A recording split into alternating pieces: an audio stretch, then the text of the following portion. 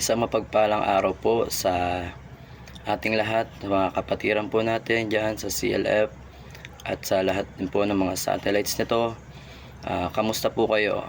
Naway nasa maayos po tayong kalagayan at nasa mabuti po ang ating mga kalusugan. Yun, praise God po.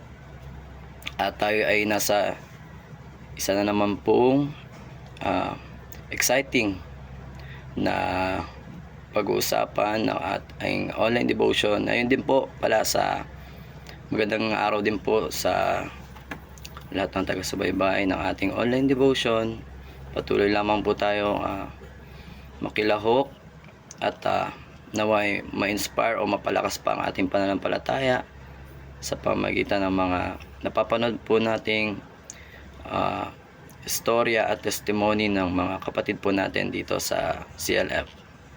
Ayun, praise God po, at tayo nga po ay patuloy po sa ating gawain kagaya po nitong online. Pinapasalamatan po natin ang Panginoon kaya sa pamagitan nito ay tayo pa rin po ay nabibigyan ng kalakasan at ayun nga po, kalakasan espiritual sa pamagitan po ng mga karanasan po ng ating mga kapatid po nito na napagtagumpayan po nila sa kanilang mga buhay. Ayun po, tayo nga po ay nasa ika-38 na yugto na po ng ating CLF, 40 Days Prayer and Fasting for the Nation. Napaka-exciting po ng ating tema. Ito nga po ay about sa my most profound or malalim na supernatural spiritual experience that changed my life. Yun po, my most profound supernatural spiritual experience that changed my life. Ayun po, share ko lang po, no. Before po pala yun, tayo po muna ay sama-sama pong manalangin. Maraming salamat po, Panginoon, sa bawat araw po na ibinibigay mo sa bawat isa sa amin. Isa po itong pagkakataon, Lord God, upang kami ay tuluyan mong baguhin, Lord God, patungo sa kalwalhatian mo, Lord God, sa kabutihan mo, Lord. Panginoon, maraming salamat po sa isang pribilehiyo ulit, Lord God, na mapili mo po ang inyong lingkod, Lord God, upang magbahagi po ng aking personal experience about spiritual, Lord God, na nagpabago po sa aking buhay din po, Lord God.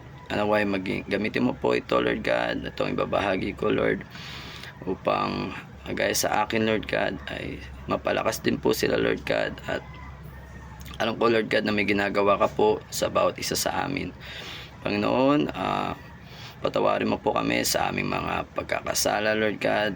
Gawin mo po kami matuwid, Lord God, at maging karapat dapat, Lord God, sa pagbabahagi po, Lord God, ng iyong mga salita, Lord God, sa aming mga buhay, Lord.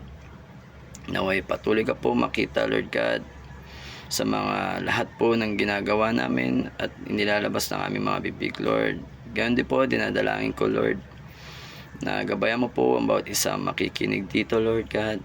Ngayon pa lang po, pinapasalamatan ka na po namin, Lord God, sa biyayang ibinibigay mo po sa amin, Lord, sa pamagitan ng iyong salita. Maraming salamat po, maging kalakasan nawa namin ito sa araw-araw, Lord God. At salamat din po sa ganitong klaseng platform na kung saan kami ay malaya, Lord God, na makakapagbahagi po, Lord. Salamat po muli sa pribilehiyo, Lord. Ikaw ang mapupurihan at mataas, Lord God, sa lahat ng ginagawa mong kabutihan sa buhay po ng bawat isa sa amin. This is our prayer, Lord. Mapurihan ka nawa sa lahat-lahat, Lord God. In Jesus' mighty name we pray. Amen. So, ayun po, no. Share ko lang po ang malaking pagbabago na ginawa ng Panginoon sa akin. Ayun, share ko lang po na before ako nakakilala sa Panginoon at tuluyan na tumugon sa Panginoon, malaki po ang pagbabago sa buhay ko, kasi lalo sa mga nakakilala talaga sa akin at sa mga napagkukwentuhan ko rin about this testimony. Ako po ay dating napaka mahiyaing tao.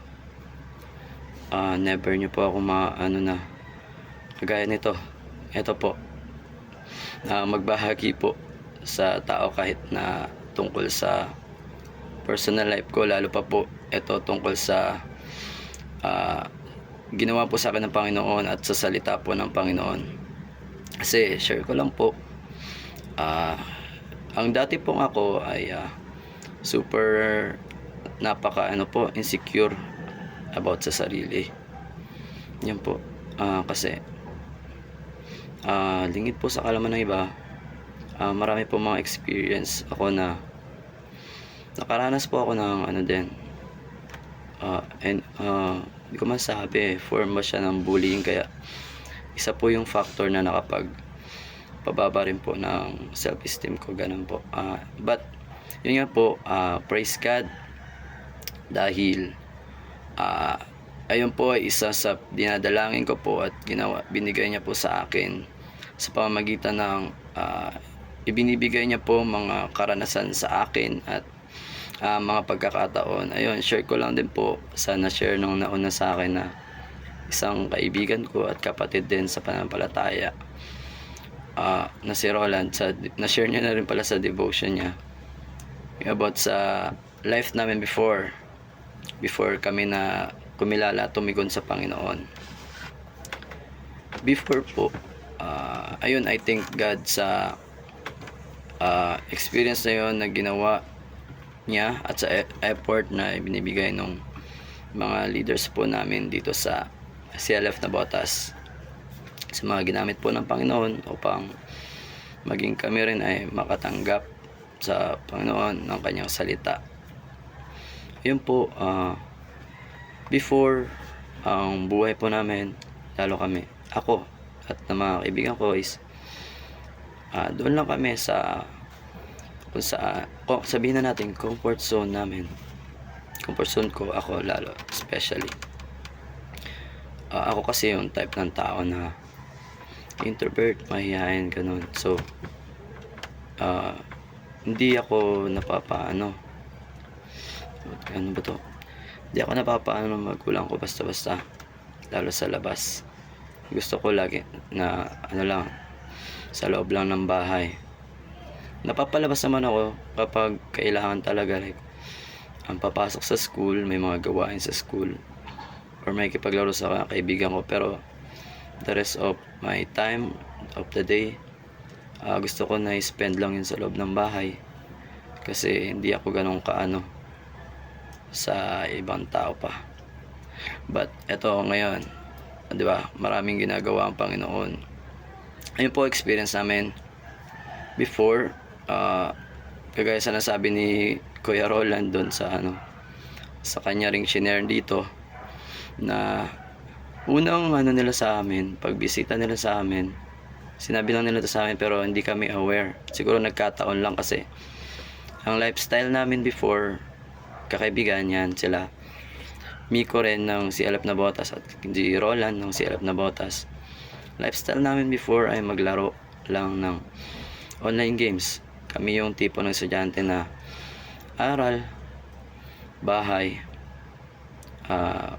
may konting sa mga kaibigan, and ayun, online games, laro ng computer games.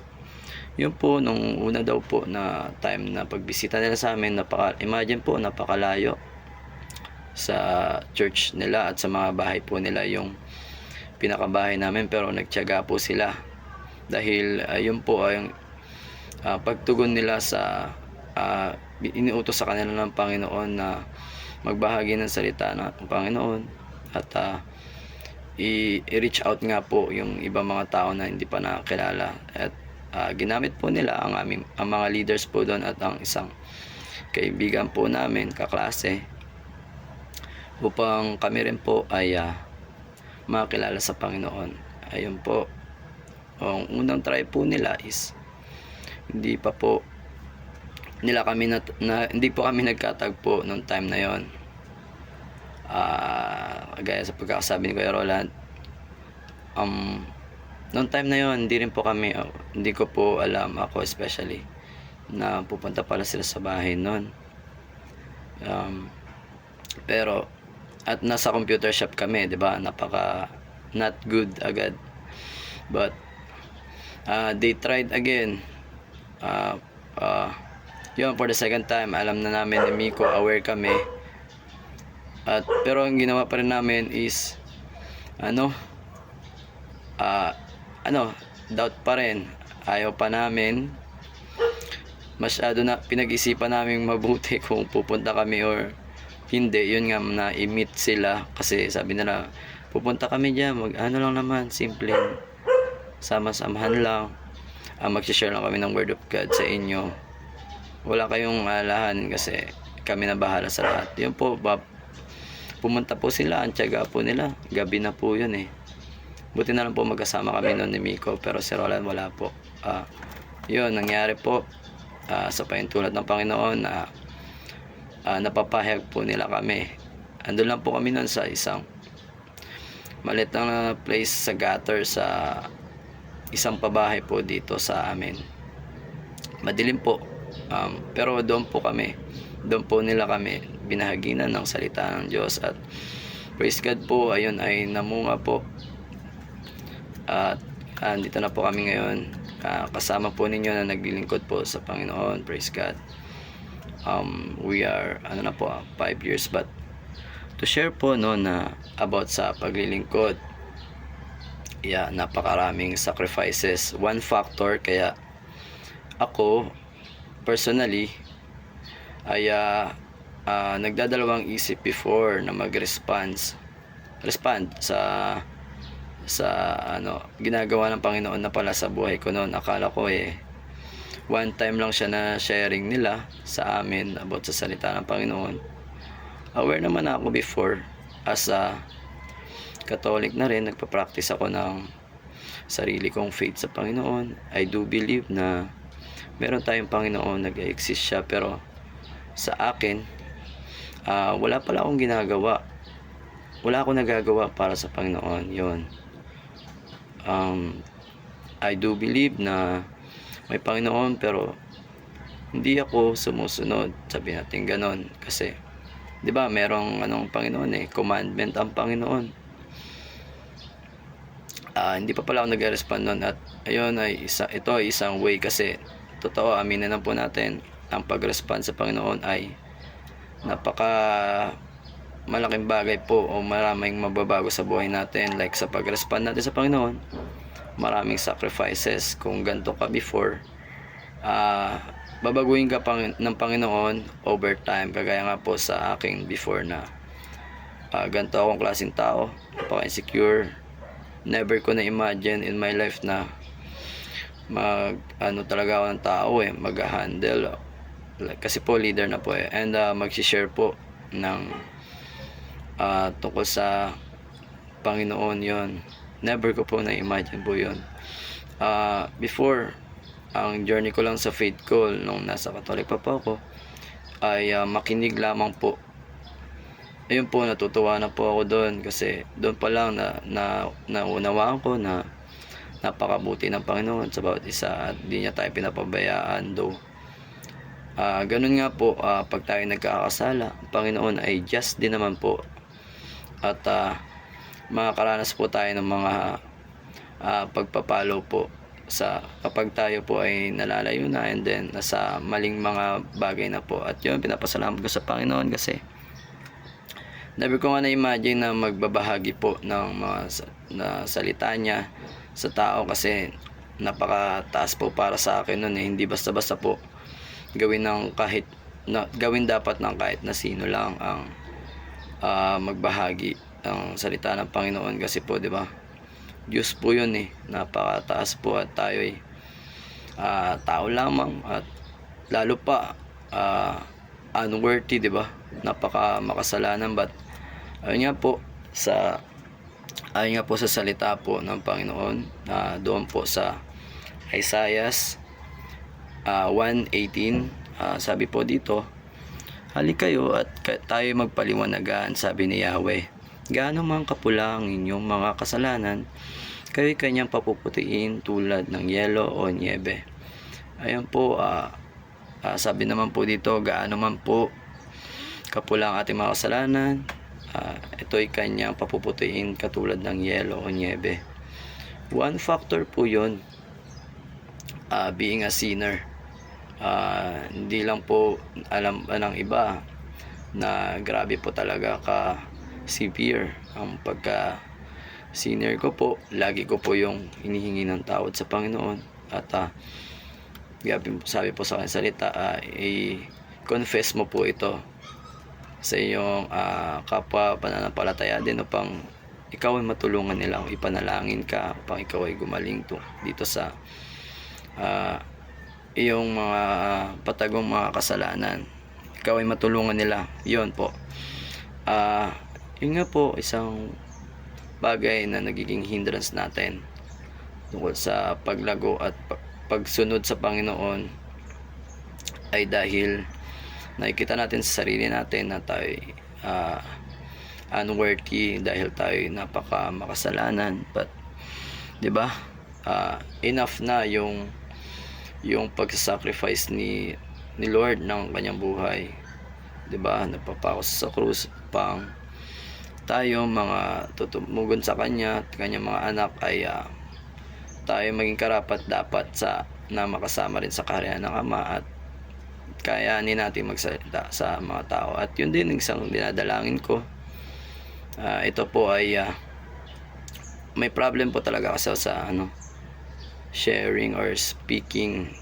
At ito nga po, ano ka po ngayon, ang most unforgettable na supernatural spiritual experience ko po ay dahil tumugon po ang Panginoon noon sa akin, siguro mga a year po before, kasi problem ko yon, andyan ako sa church, but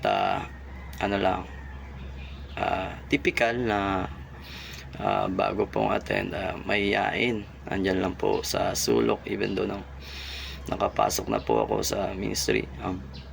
Ako po yung tipo ng tao mahihain, kasi never ko pa na-imagine ang Lord ay kakaiba talaga.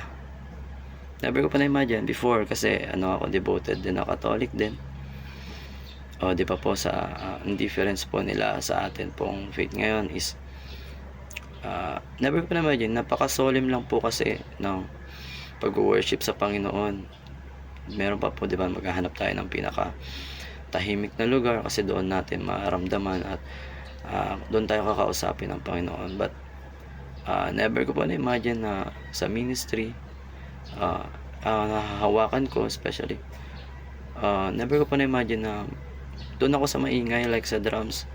Before sabi ko, ay hindi, parang demonic yung ganyan, di ba po, kasi dapat ang natin sa Panginoon ay solemn, dahil banal nga ang Panginoon.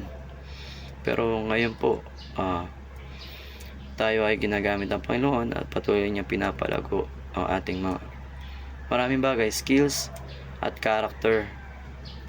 Yun nga po, tayo sa drums, pero napakaingay nung drums. Nabibingin na nga po, may mga na nabibingin na po ako, naapektawan na po yung pandinig ko. But praise God, diba? Never ko na imagine na doon niya ako ilalagay at tayo pinapalago niya. At ito nga po about wisdom.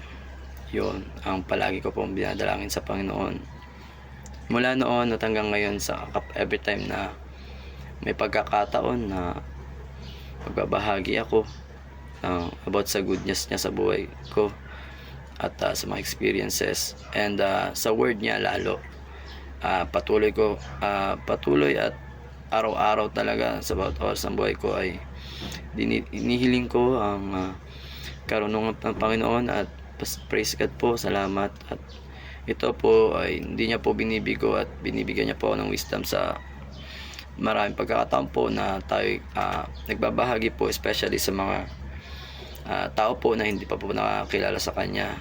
Pinapasalamat ko rin po mga experiences, mga pagsubok na inalaw ng Panginoon sa buhay ko, dahil nagagamit po ang mga iyon upang mapalakas din po ang mga ibang tao, like yung mga mentees ko, at lalo yung mga kaibigan ko at nakakasama ko ah, outside the church. Yan po.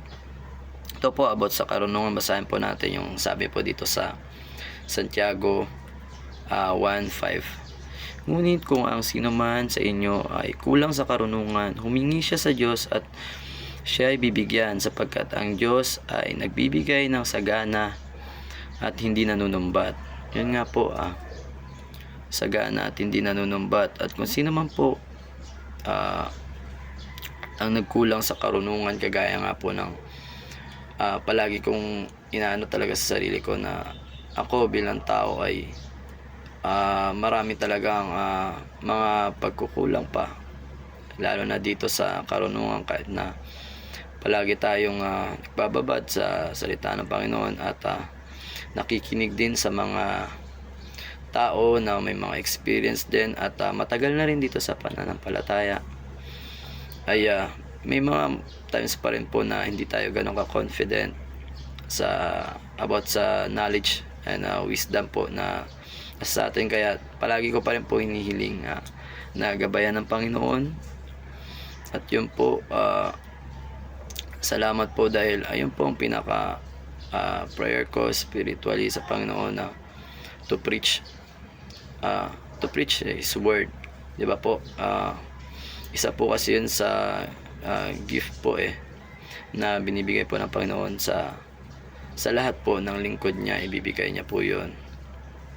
Magtiwala lamang po tayo, kasi po once na nanalangin po tayo pero merong doubt, ay wag din po tayong umasa na 100% ibibigay ito ng Panginoon, kasi ang kailangan na faith na mayroon tayo sa Panginoon is yung faith na hindi po natitinag, di ba po?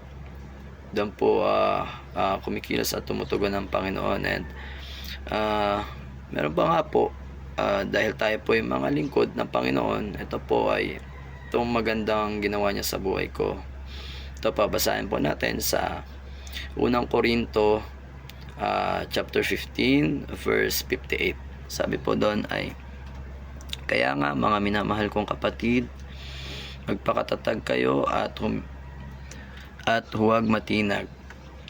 Maging masipag kayo palagi sa paglilingkod sa Panginoon, dahil alam ninyong hindi masasayang inyong pagpapagal para sa Kanya. Ayun. Ang tinutukoy po dito na hindi masasayang ang pagpapagal niya sa Kanya ay eternal po. Eternal. Pero dito pa lang po sa lupa ay maaari na po natin matanggap itong mga bagay na ito na in reward po sa ating pagpapagal sa paglilingkod sa Panginoon. Kwento ko lang din po, sa na-share ko rin po sa testimony ko last time. Back when I was reviewing pa po para sa board at sa dalawang exams na tinake ko, iba ang naging lifestyle ko sa typical na nagtitake ng review, kasi iba po talaga tayo po mga Kristiyano ay inuuna po palagi ang Panginoon. Kaya po yung iba na nagkaganyan na sa season ng kanilang pag-review, merong iba-iba kasi tayong situations di ba po? Iba working or may family na kasabay sa kanilang pag-review. Yun po ang challenge sa kanila. But sa atin, ang naging lifestyle po, meron namang mga free lang, di ba? Di ba po? Yung wala pa pong family at hindi na-require na pagsabayin yung pagwo-work sa kanilang pagre-review para sa mga exams, ganyan. At sa atin naman po ay una palagi ang Panginoon, di ba po? Ganyan naman tayo mga lingkod ng Panginoon Inuuna natin na maglingkod sa Panginoon. May mga moments po dahil ang pasok po sa review ay nag-require po siya. Ang pinasukan ko po kasi is face to face siya na review po para sa board exam at sa dalawang exams pa din. Pero ang ginawa ko lang po ay pumapasok ako doon sa time na hindi po matatamaan ang mga gawain ng Panginoon. At ayun, praise God po, kahit na kinulang tayo actually sa time ng pag-review talaga, ah, dahil ano nga, mas maraming natin, andun pa rin yung time natin bilang lingkod ng Panginoon na na-sustain pa rin, 'di ba? Salamat sa Panginoon na possible pala 'yon kahit na pwede kang maging busy sa mundo, pero magagampanan mo pa rin yung sa Panginoon, 'di ba? Dapat mas maging busy ka doon kasi Diyos 'yun eh, creator natin 'yun. At siya ang nagpo-provide ng lahat ng mga pangailangan natin. Ayan, kung sa moment na yan kailangan mo na makapasa sa board, unahin mo ang Panginoon. Sa kanya naman manggagalingan at siya ang nagbibigay ng mga bagay eh. O, 'di ba? Yung nga po, to make the long story short, yon 3 exams po napasa, praise the Lord. Kinulang actually sa mga preparations, pero ang Panginoon ay tapat po sa bawat isa. Kahit na tayo ay nagkukulang sa Kanya, yun din po pinapasalamatan ko ang Panginoon, dahil nga po sa isang testimony ko na before, hindi ko po nakakayanan ng mga bagay like simpleng pakikipag-usap sa tao, pagbabahagi. Ayun, pagbabahagi sa tao. Ngayon po, binigyan tayo ng privilege ng Panginoon at ang responsibility na magbahagi sa kapwa ng goodness na ginagawa niya sa mga buhay natin at pagbabagong ginagawa niya po. Ito ay glory to glory at salamat po sa Panginoon sa mga ibinibigay niyang pagkakataon sa akin at sa atin pong lahat, naway ma-realize natin po at makita natin itong mga bagay na ito bilang pagpapala at privilege po at hindi lamang bilang responsibility bilang tao dito sa mundo. Responsibility po natin ito at privilege po ito bilang anak po ng ating kataas-taasang Diyos. Ayun po, napakalaki po ng pagbabagong ginagawa ng Panginoon sa akin at sa atin pong lahat. Share ko lang din po ang na-realize ko lang ito po before naalala ko kasi nga po, di ba, graduate na ng college at nakapagtapos na rin ng initial requirements like yung pass po ng board exam. Naalala ko po nung ito naka na kami nito sa church ng CLF, siguro mga wala pang a year. Nag-enroll po ako ng college. As typical, sabi natin normal. Nasa normal lang po kami na estado ng buhay namin, family namin. At ako po ay ang unang nag-college sa family. Ang paghahanap ng ang journey ko paghahanap ng school ay naging mahirap kasi gusto ko hindi maging pabigat sa magulang ko, lalo sa gastos ganun daw. 'Di ba po, okay lang naman talaga kahit gumastos ka sa college normal po 'yun, pero hinahanap ko po talaga at humingi ako ng tulong sa Lord na hangga't maaari po makakita pa ako ng though undecided pa rin po ako noon kahit nang papasok na ako ng college, pero Panginoon ang nag-guide sa akin po. Ba't ko po nasabi? Kasi po napakahirap po ng mga pinagdaanan, though sa akin hindi ko siya pinlano yung mga bagay na yun kasi bigla na lang ako nandun sa mga situations na yun I graduated senior high school ng pa rin, undecided pa rin about sa magiging career ko or pangarap kong course in college. Ayun, sumasama-sama lang sa mga kaibigan. Naghanap kami ng school na maaari libre yan po, libre. Naghanap ako ng mga universities lang. Isa lang po ang pinag-examan ko kasi nag-try lang po ako nag-try lang po ako mag-exam kasama ang ilang mga kaibigan at kaklase. Mahirap kasi halos wala pa sa 50% ng mga naging examinee yung mga pumapasa doon. Though lang siya, sa school lang siya sa tabing city namin. Pero ganun nga yung ano niya, yung level ng exam nila medyo mahirap. At wala po kami naging masyadong preparation doon ng mga kaklase ko na kasabayan ko nag-exam. But ayun po, marami po sa amin ang nakapasa. And then ano po ako na walang kaplano-plano. At yun din po sa napiling course, hindi ko po na-imagine nun. Never in my life na na-imagine ko na yun yung kukunin kong course. Pero 'di ba, naka-graduate. At yun din, pinapasalamatan ko yung pagbabagong ginawa sa akin ng Lord. Kasi totoo talaga, naniniwala ko hindi to possible kung hindi ginawa sa akin ng Lord ang mga pagbabagong ginawa niya sa buhay ko, like na maging confident nga. Kasi buong college ko ata laging nagiging leader. Never ko na imagine yun eh, 'di ba? Someone na mahiyain o magiging leader. Hindi rin ganong katalinuhan, pero 'di ba, na ano natin, nakakapag-handle tayo ng mga tao at may mga natuturo tayo at napoprovide natin yung mga kailangan natin sa school. Salamat sa grace ng Panginoon. Alam ko siya yun lahat eh.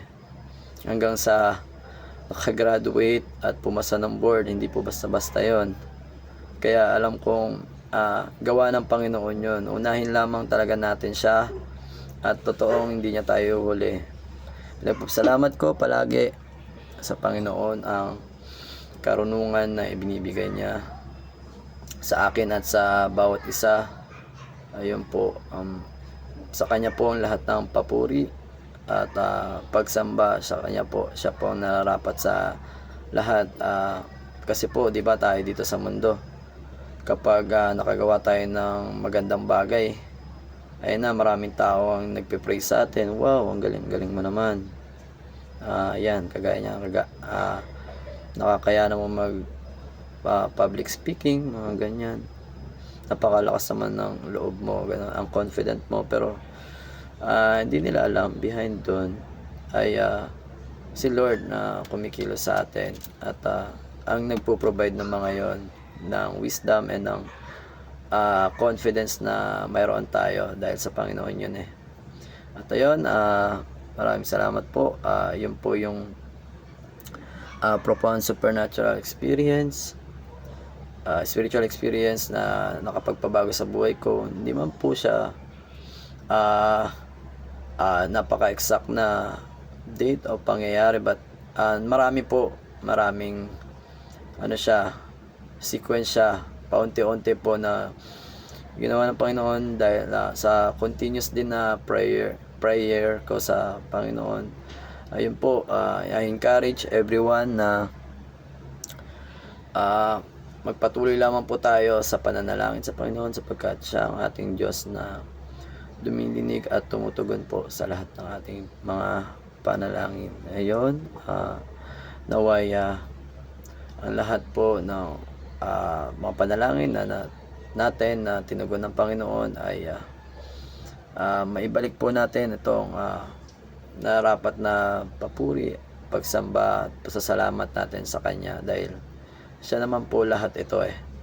Siya po ang nagbibigay. At I believe na kapag tayo na po inano na natin sa sarili natin yon, parang inangkin natin yung glory at yung praise ng mga tao sa paligid natin, ang Diyos ay babawiin po ito sa atin. Kaya, totoo po yun, may mga experiences na ganun po, kagaya sa mga kings po na nangyari po sa Bible po, yun po.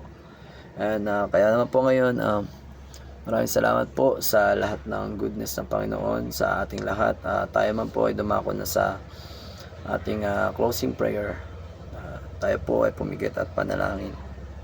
Yes, Lord, maraming salamat po sa natapos po na pagbabahagi ng aking mga naging experience po, Lord God. Profound supernatural experience na nakapagpabago po sa buhay ko, Lord God.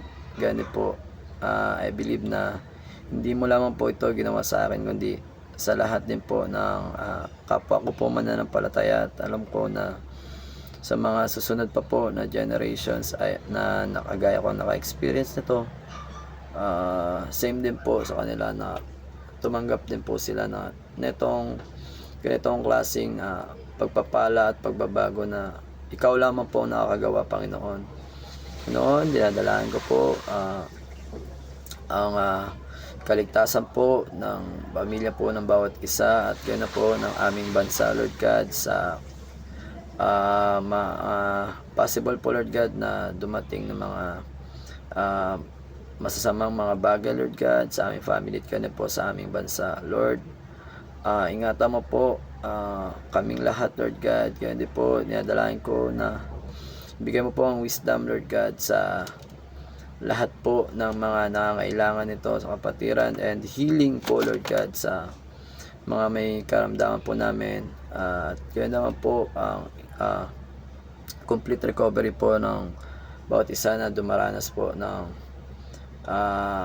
mga sari-saring karamdaman po, maging ito ay simple or maging mga pinakamalulubhang sakit, Lord God. We believe na in your name there is healing, Lord God, and ang salvation po, Lord God, and eternal life, Lord God, ay wag naman po baliwalain ng bawat isa, Lord God, na nandun kami sa kapag nagbatog kami, Lord God, ng pananampalataya namin, Lord God, at tinutugon mo ang aming mga panalangin, ay nandun din po napakainit, Lord God. At kung mawala naman po, hindi agad-agad natutugon, ay kami rin po ay manlalamig at mawawala, Lord God. Paalala mo po sa amin yung init ng una namin pagkakakilala sa inyo, Lord God, at pagtugon sa inyo, Lord. Maraming salamat po sa ginagawa mo po sa buhay ng bawat isa. Naway maparangalan ka pa po sa patuloy mo pong ginagawang pagbabago sa mga buhay namin. Ikaw po makita, Lord, sa aming pamumuhay. Yun lang po lang nidadalahan namin, Lord God, sa pangalan ng anak na si Jesus. Amen. Yan po. God bless po everyone. Paalam.